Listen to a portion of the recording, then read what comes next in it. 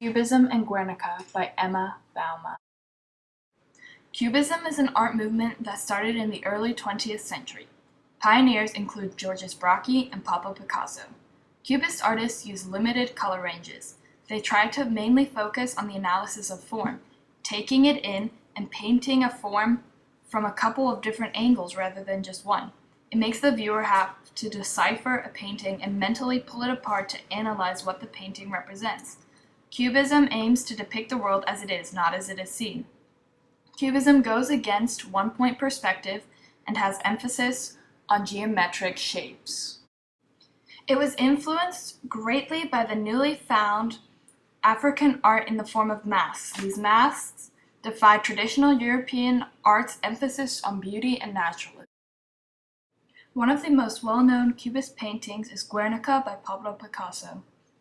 The painting depicts the Nazi bombing of a small town, Guernica, in the Basque region in Spain during the Spanish Civil War. Picasso tried to depict the horrors that occurred during this painting. The horse screams in agony in the center of the painting. It represents the division of Spain, the loss of culture.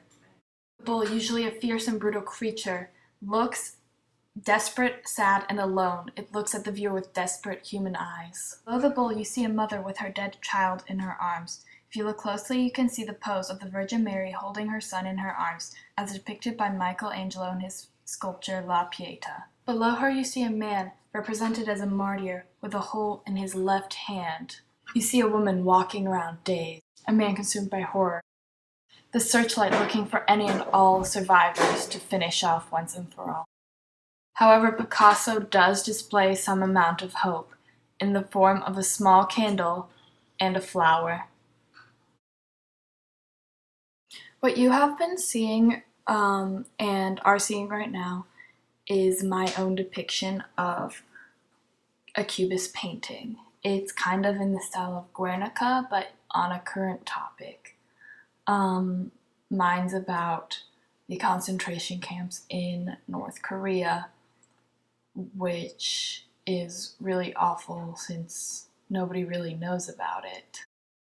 In the bottom left, there's a big fire, and it just swallows up everything. It just represents the death, the destruction, the misery in it.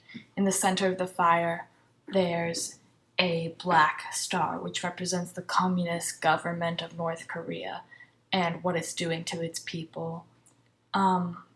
At the top of the fire, hands are reaching out, trying to grasp onto anything to cling to, and above them is like a little light of hope that they could possibly reach.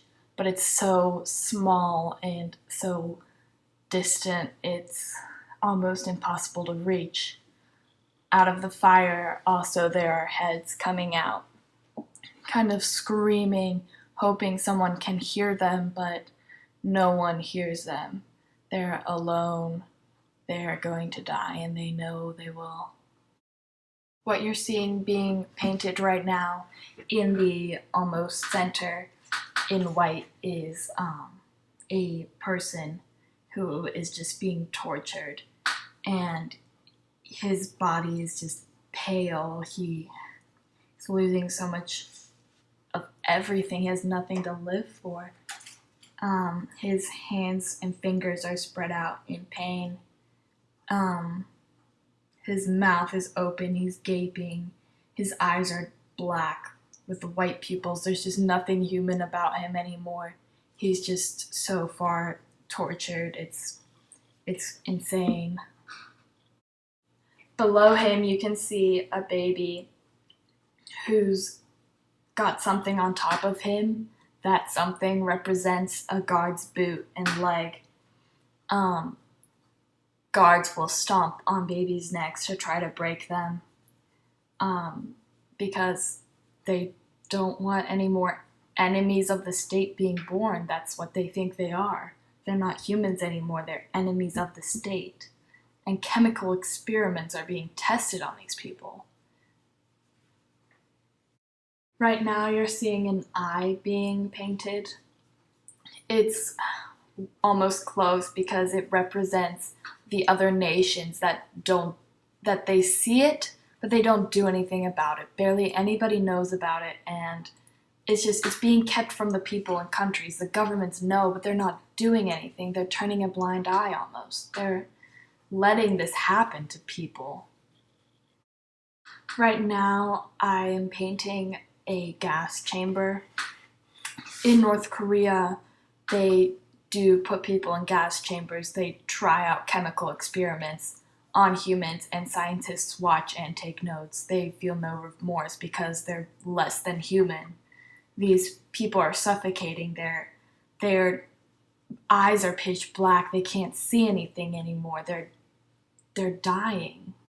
Cubism helps focus on the feelings and the raw emotions of what is actually happening, not what you see what has happened, but actually physically, emotionally happening to these people. Once looking past all the weird objects, Cubism helps analyze what's actually going on. It's an amazing way to depict real life. So thanks for watching, and I hope you learned something new about Cubism or Guernica.